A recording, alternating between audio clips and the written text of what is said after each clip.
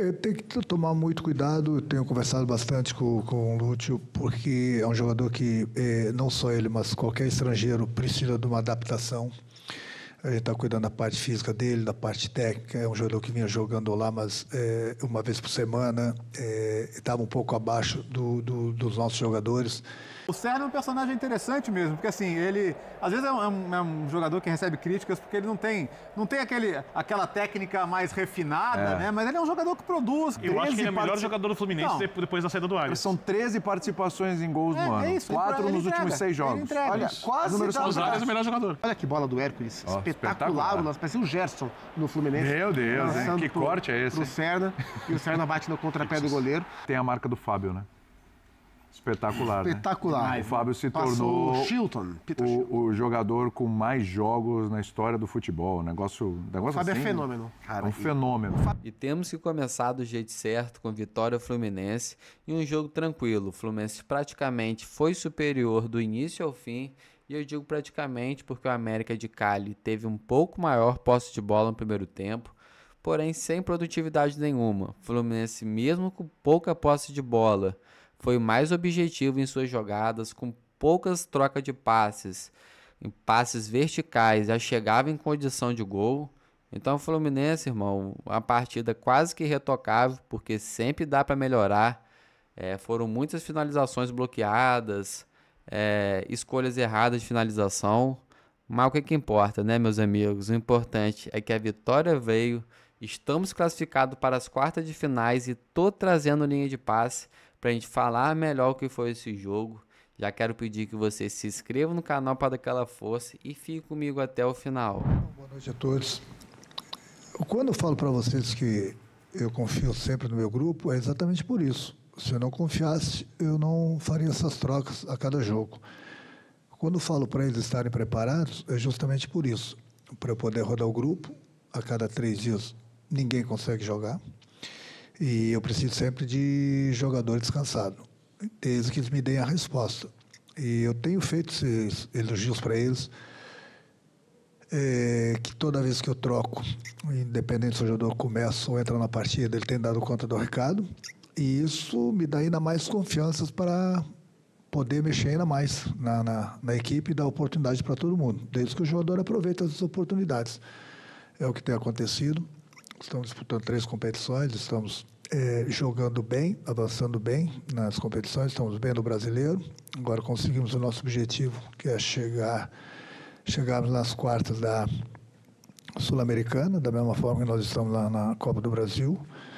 Então, essa resposta do grupo é muito importante. Com o Sérgio... ele tem, digamos assim, um arranque meio parecido comigo, mas para por aí.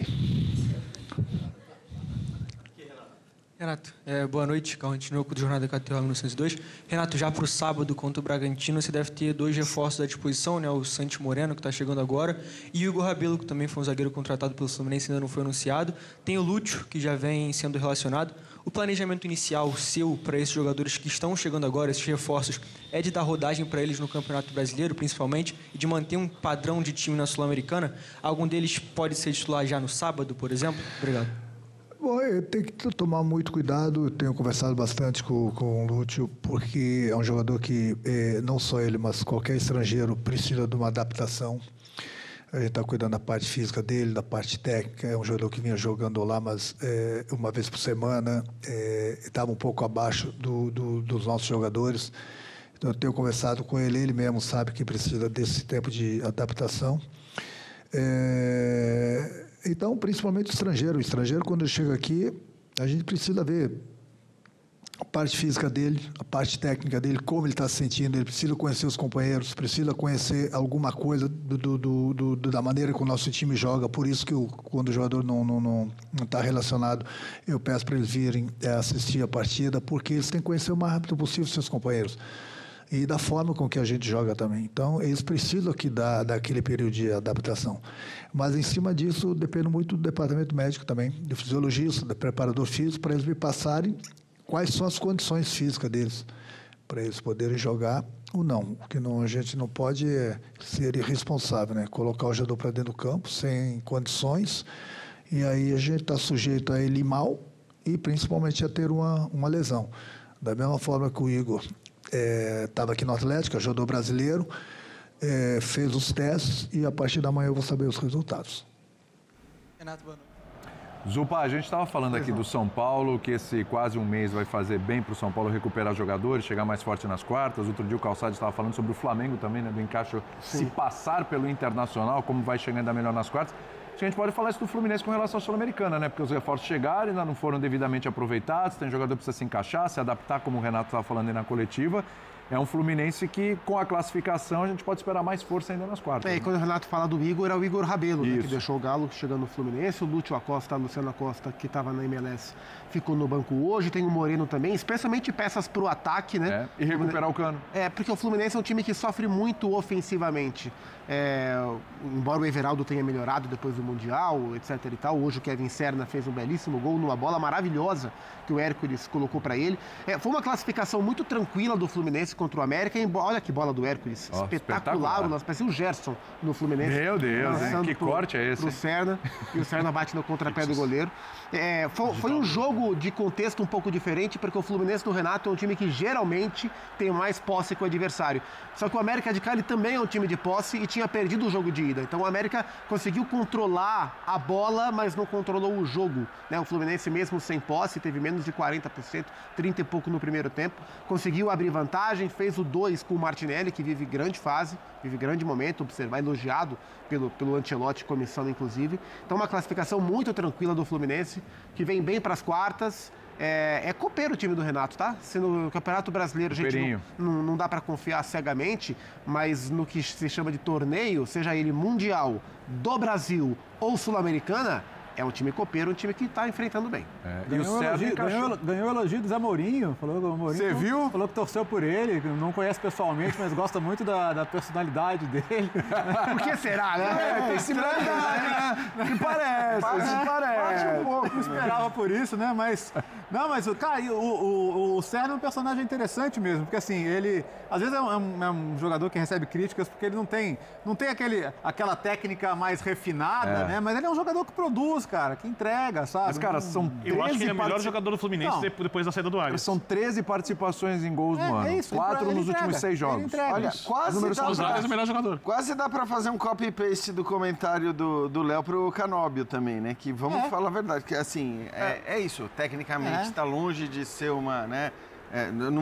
Não dá para comparar nenhum nem outro com o Arias, que é uma perda absurda, mas o que os dois têm jogado ali pelos lados do Fluminense, né? O Canóbio, inclusive, né? Acho que o segundo gol é uma demonstração clara do que é esse jogador, né? É o atacante que rouba a bola do defensor ali perto da área e dá assistência para o segundo gol. Então, assim, cara, é um Fluminense que não sofreu absolutamente nada, não correu risco nenhum. Zero, nos em dois nenhum jogos. momento, nem no jogo de ida, fora de casa. Controlou. E aí, na hora que faz o primeiro gol e abre uma margem já de vantagem aos 22, 23 minutos aqui, acho que fica completamente tranquilo. Podia até baixar um pouquinho o ritmo, como acho que Baixou mesmo. acabou baixando depois do primeiro quarto do jogo, vamos dizer assim, mas a classificação daquelas muito, muito tranquilas mesmo. Agora tem a marca do Fábio, né? Espetacular, Espetacular. né? O Fábio se Passou tornou o Chilton, o jogador com mais jogos na história do futebol. Negócio O Fábio assim, é fenômeno. É um fenômeno. O Fábio sempre foi um grande goleiro, mas depois de velho, entre aspas, ele virou um fenômeno. E o nível que ele joga, né? Então, Essa é a questão. Mas não é, aí que tá, não é um fenômeno porque, com essa idade ele está jogando. Sim. Não, é um fenômeno porque o que ele está jogando, apesar desta idade, E evoluindo. é um negócio realmente... Ele se reinventou a história de jogar com os pés. Cara, é muito impressionante. E outra, né? Não é que ele foi para um lugar onde, pera lá, uns joguinhos ali para enganar, para completar recorde, Outros né? goleiros foram além dos 40, mas assim, tipo, sei lá, o Buffon foi além dos 40, mas aí... Foi jogar na vai ser Série B. reserva, vai jogar Série B, porque é o nível que ele consegue. Ele tá jogando em time de Série Ele A, parece não jogando sofrer os efeitos da nacional. idade. E eu me lembro uma entrevista e eu li essa entrevista lá no Mundial, uma entrevista que ele deu para os colegas do GE. Ele vai fazer 45 anos e ele dorme 4 horas por dia e diz que não vai na academia. 4 horas. Opa, eu tenho esperança, rapaz. Isso é impressionante. 4 horas Porque a parte não dormia. sem academia, as duas. Me identifiquei com as duas. Ele é fenômeno, Não, eu cara. durmo um pouco mais. Que fenômeno. 5 horas. Espetacular. Ele é um fenômeno. Assim, e a gente está falando aqui de um cara que vai para um outro clube, que não é para ser reserva, para jogar uns joguinhos, para fazer número, etc. Ele vai para ser o que ele é no Fluminense. E aí? Ele vira ídolo do Fluminense Então, também. é isso. Nossa Senhora. A gente tá falando de um cara Com certeza. que ele era ídolo no Cruzeiro, ele sai do jeito que saiu do Cruzeiro e ele vai pro Fluminense, mesmo que a gente estivesse falando aqui que ele jogou todos os jogos, etc., ele vai ser ídolo. Ele é o goleiro do primeiro título da Libertadores do Fluminense, sendo fundamental, sendo importantíssimo. O Fábio, ele sai de um clube ídolo para ir para o outro e ser ídolo também. Eu acho que ninguém esperava. Ninguém esperava isso, cara. inclusive, essa longevidade. Exato. Né, desde o tempo que ele saiu do Cruzeiro, quer dizer. Porque talvez muita gente imaginasse, não, tudo bem, ele pode ir, é um goleiro que ainda está jogando em alto nível, mais uma temporada, né, em altíssimo nível, depois talvez comece a ficar no banco ali, aquele goleiro que vai ter que entrar de vez em quando e tudo mais. Não, né? Foi um dos melhores goleiros do Mundial também. Sim. Não foi o melhor, ok, sim, mas bem foi um lembrado. dos melhores Bem pra goleiros do caramba Mundial no Mundial. também. Cara, se no dia seguinte a saída do Cruzeiro ele se aposenta, ele já teria uma carreira lendária. Sim. Né? Porque, afinal de contas, ele é um dos maiores goleiros, talvez o maior, de um dos maiores clubes do Brasil. Então, já seria. Né? Então, você sair e ainda construir uma história dessa em outro grande clube brasileiro, e ficou o maior título da história do clube, vai falar o quê? Né? É verdade. É fantástico. E esse foi o Linha de Passe de hoje. E antes de prosseguir com os destaques do Flusão, eu quero saber a sua opinião. O que você achou do desempenho do Fluminense? E baseado na entrega, na forma que jogou, quem que merece o destaque da noite? Já deixa aí nos comentários, fique à vontade, que tá sempre rolando aquela interação bacana, tá bom? Então comente aí. Na minha humilde opinião, o destaque, o guerreiro da rodada vai para o Kevin Serna novamente, que ele tem sido o principal criador de jogadas ofensivas nossas. E a gente sempre soube da qualidade dele, da velocidade, que ele era bom no drible, do 1 contra 1. Porém, faltava uma parte crucial, uma qualidade, que é o passe final da jogada, porque nada adianta você ganhar a linha de fundo, ganhar na velocidade e na hora de cruzar, a bola não ter destino. Não chegar para algum cabeceio, para alguma oportunidade de finalização. Então ele melhorou demais nesse quesito com o Renato Gaúcho para se tornar um jogador mais completo. E não foi somente ele que melhorou.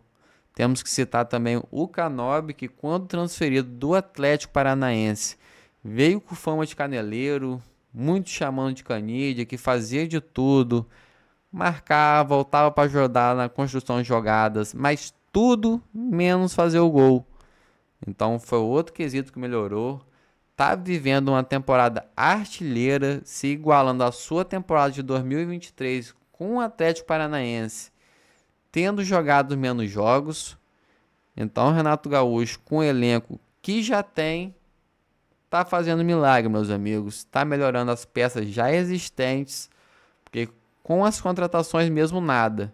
O Lavega nem no banco não estava no dia de hoje. Então são muitas contratações, está se criando muito hype em cima desses jogadores, mas nem jogando estão. Vamos ficar de olho nesse Lúcio Acosta, que novamente estava no banco.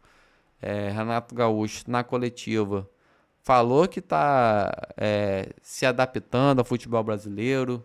Pô, mas o Lavega e o Lescano, desde o início do ano, ainda estão se adaptando. Estão nem jogando nenhum jogo, irmão. O que está acontecendo? O Fluminense precisa de jogador para chegar e resolver. Não é para nem compor elenco os caras estão, porque o Lavega nem no banco estava hoje. Então é preocupante essas transferências do Fluminense, principalmente Soteldo, que nem jogando está. Pouco tempo de Fluminense, está na sua segunda lesão e sem previsão de voltar ainda. Só Jesus, meus amigos.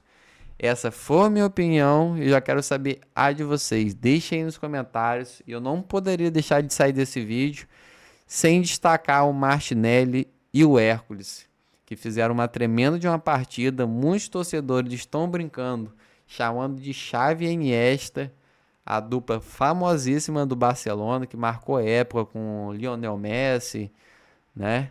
Então, uma bela partida dos dois, mostraram entrosamento, tanto o passe, aquela bela assistência do Hércules, uma bola cruzada antes do meio de campo, achando o Kevin Serna, que o restante é história, você já sabe. Kevin Serna dominou lindamente, driblou o zagueiro, chutou no contrapé do goleiro, que com a finta que ele fez pro lado, ficou parecendo que ele ia fazer um chute cruzado, mas chutou no contrapé, sem chance pro goleiro, que passou por baixo das pernas do zagueiro. Então, golaço Kevin Serna, belíssima assistência do Hércules.